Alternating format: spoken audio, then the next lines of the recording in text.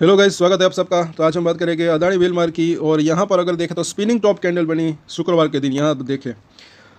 लेकिन ये spinning top candle जो है वो यहाँ पर बनी है जब कंसोलिडेशन चल रहा था। अगर ये गिरावट के अंदर बनती है तो जो है एक रिवर्सल के जो है संभावना हो सकती है। अगर तेज़ी के अंदर ऐसी कैंडल बनती है तो भी रिवर्सल, यानी कि अगर तेज़ी के अंदर बनती है तो गिरावट की संभावना रह सकती है, गिरावट के अंदर बनती है तो तेज़ी की संभावना हो सकती है। लेकिन यहाँ पर क्या हुआ कि ये जब कंसोलिडेशन चल रहा था तब ये कैंडल बनी है।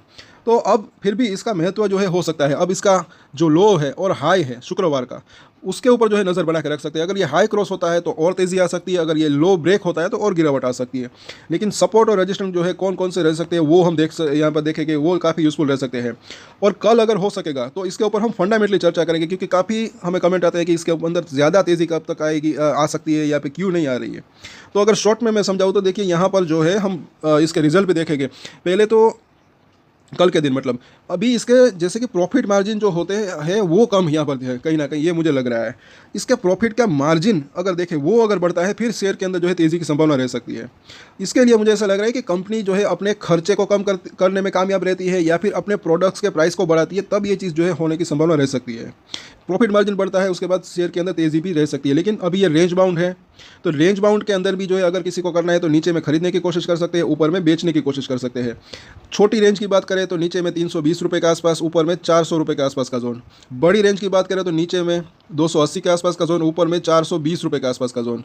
तो ये इसकी छोटी और बड़ी रेंज यहाँ पर दिख रही है। अभी आगे देखें, का शुक्रवार के कारोबार की बात करें तो 6.5 लाख के आसपास की डिलीवरी उठी एनएससी के ऊपर, तो ठीक ठाक डिलीवरी उठती हुई दिख रही है। और यहाँ पर अगर देखें तो आखिर में एक अजीब सी चीज़ हुई कि अच्छे वॉल्यूम के साथ नीचे भी गया, उसके बाद थोड़ा सा बाउंस बैक भी आया।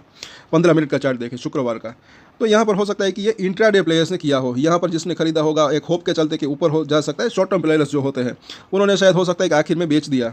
और अगर आप नए हैं सबसे पहले इस चैनल के ऊपर, तो हमारे चैनल को सब्सक्राइब जरूर करें। इसके ऊपर हम डेली टेक्निकल चार्ट के ऊपर एनालिसिस करते हैं। यहाँ पर अगर देखें वीकली चार्ट के ऊपर, तो इसकी जो मिडिल लाइन है 350 के आसपास है। इसको यहाँ पर पहले तो सपोर्ट मिल सकता है, उसके बाद 312 दूसरा सपोर्ट एरिया इसका ये हो सकता है। सपोर्ट एरिया जो है वो अभी भी करीब दिख रहा है, ज़्यादा गिरावट की संभावना कम दिख रही है। 360 के आसपास का तो प्राइस ही है। और ऊपर में इसका रजिस्टेंस एरिया अभी भी ये जो है 385 से 400 रुपये के आसपास का जोन दिख रहा है। पिछली बार भी इसी लेवल के आसपास, इसके ऊपर से जा नहीं पा रहा था। उसकी ऊपरी लाइन बोलिंजर बैंड की डेली चार्ट के ऊपर जब हम इसको देखते हैं तो यहाँ पर भी इसकी ऊपरी लाइन 386 के आसपास, यानी कि 385 के आसपास, 350 के आसपास इसकी निचली लाइन है। और अभी क्या हो रहा है कि इसकी जो मिडिल लाइन 368 के आसपास है उसके ऊपर नहीं जा पा रहा है। तो यहाँ पर अगर जाता है 370 के ऊपर, तो ये यहाँ तक इसकी जो ऊपरी लाइन है वहाँ तक भी जा सकता है। और अगर ऊपर जाता है तो ये ऊपर जाना एक कर्व लेना शुरू कर सकती है। इन तीनों के अंदर डेली चेंजेस भी होते रहते हैं। यहाँ पर अगर देखते हैं एमएससीडी को, तो हल्की सी स्ट्रेंथ आती हुई तो दिख रही है। ये गुलाबी कलर के बार बने हैं, पहले ये रेड कलर के बार बन रहे थे। लेकिन ये इस हाई को अगर क्रॉस कर देता है, जो कि शुक्रवार का हाई है स्पिनिंग टॉप कैंडल का, तो इसके अंदर जो है वो स्ट्रेंथ वापस कहीं ना कहीं आ सकती है। उसके बाद एक ये लोअर हाई की जो ट्रेंड लाइन बनी हुई है, यहाँ पर एक हाई बनाया था पिछले दिनों में जो कि 380 रुपये के आसपास का था, उसको भी क्रॉस करना जरूरी है। तब इसके अंदर ये वापस से वो स्पाइक आ सकता है। तब तक इसके अंदर थोड़ा सा ये कंसोलिडेशन जोन में रह सकता है। आरएसआई को देखें तो 47 के आसपास है। इसी वजह से मुझे ऐसा लग रहा है कि जैसे कि हमने बात की, सपोर्ट एरिया जो है वो इसका करीबी दिख रहा है।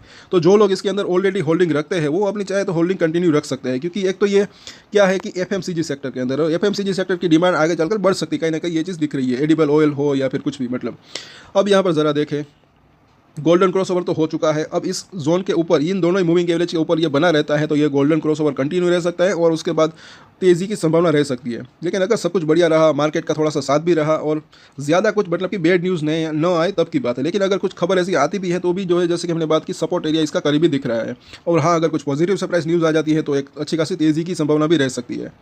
और यहाँ पर जो है अब इसके सपोर्ट और रजिस्ट्रेशन हम देख लेते हैं, जो कि काफ़ी यूज़फुल रह सकते हैं। और ये हमने वो ट्रेंड लाइन की बात की थी, जो कि लोअर हाई यहाँ पर बन रहे थे। पहले 400 रुपये के आसपास, फिर 380 के आसपास, और अभी ये 370 के आसपास का जोन ये इसने हाई बनाया। तो ये 380 का पिछला हाई क्रॉस कर देता है तो वो जो है एक ब्रेकआउट से आ सकता है, यहाँ पर एक वापस से स्पाइक आ सकता है। उसके बाद ये 400 420 को क्रॉस करे तो फिर ये 500 तक भी जाने की संभावना इसकी रह सकती है। अब देखता बनता है कि जल्दी ऊपर जाता है या थोड़ा वक्त लगता है, लेकिन ये अगर लेवल पार करता है तब तेज़ी की संभावना रह सकती है। फिलहाल जो है 360 का प्राइस है। तो सपोर्ट की बात करें तो 350 नज़दीकी सपोर्ट, उसके बाद जो है 335 से 330 का जोन, उसके नीचे जो है 320 रुपये के आसपास का जोन। तो ये इसके नज़दीकी सपोर्ट दिख रहे हैं। शॉर्ट टर्म की बात करें तो रजिस्टेंस की बात करें, पहला रजिस्टेंस तो जो इसने हाई बनाया उसी लेवल के आसपास 365, उसके बाद ये 380 का जोन, पिछली बार यहाँ पर इसने रजिस्टेंस फेस किया था। उसके बाद ये लेवल जो कि 400 रुपये से लेकर 420 का जोन है, बस ये लेवल पार हो, उसके बाद मुझे ऐसा लग रहा है कि ये 500 रुपये तक तो ये आराम से जाने की संभावना इसकी रह सकती है। उसके बाद और भी ऊपर जा सकता है, लेकिन फिलहाल हम 500 रुपये तक की जो है बात यहाँ पर करेंगे। और जैसे कि हमने बात की इसके प्रॉफिट मार्जिन फंडामेंटली अगर बात करें, कल हम इसके ऊपर हम चर्चा करेंगे, तो सब्सक्राइब तो ज़रूर करें हमारे चैनल को। प्रॉफिट मार्जिन अगर इसके बढ़ते हैं तब इसके अंदर और भी तेज़ी की संभावना रह सकती है। और अब जो है इसके Q2 के रिजल्ट भी जो है वो भी जल्दी आ सकते हैं। हो सकता है उसकी तारीख भी जो है जल्दी डिक्लेयर हो अगले महीने, क्योंकि ये महीना तो ऑलमोस्ट जो है आधा तो खत्म हो चुका है, तो अगले महीने उसके Q2 की रिजल्ट की तारीख भी आ सकती है। उसके बाद के महीने में शायद जो हो सकता है Q2 का रिजल्ट भी आ जाए, तो वो अगर अच्छे रहते हैं तो उसका भी इम्पैक्ट इसके ऊपर पड़ सकता है। साथ साथ इसकी शेयर होल्डिंग पैटर्न जो है वो जल्द आ सकती है, वो Q2 के रिजल्ट से पहले भी आ सकती है, तो उसके अंदर कितना चेंजेस हुए वो भी हम देखेंगे। सो इसके ऊपर जो है अब कल और सोमवार दोनों के दिन हम जो है चर्चा करेंगे, तो सब्सक्राइब जरूर करें अगर आपकी इसके अंदर होल्डिंग है। और एक स्टैंडर्ड डिस्क्लेमर जो कि मैं हमेशा देता हूँ, आप कोई भी ट्रेड ले उससे पहले अपनी रिसर्च करें, अपने फाइनेंशियल एडवाइजर की सलाह ले, उसके बाद ही कोई डिसीजन ले, और डिसीजन ले तो उसकी जिम्मेदारी मैच्योरिटी के साथ खुद ही ले। ये वीडियो मैंने एजुकेशन पर्पस के लिए बनाई, मेरी तरफ से कोई भी बाय या सेल की रिकमेंडेशन नहीं है। Thank you.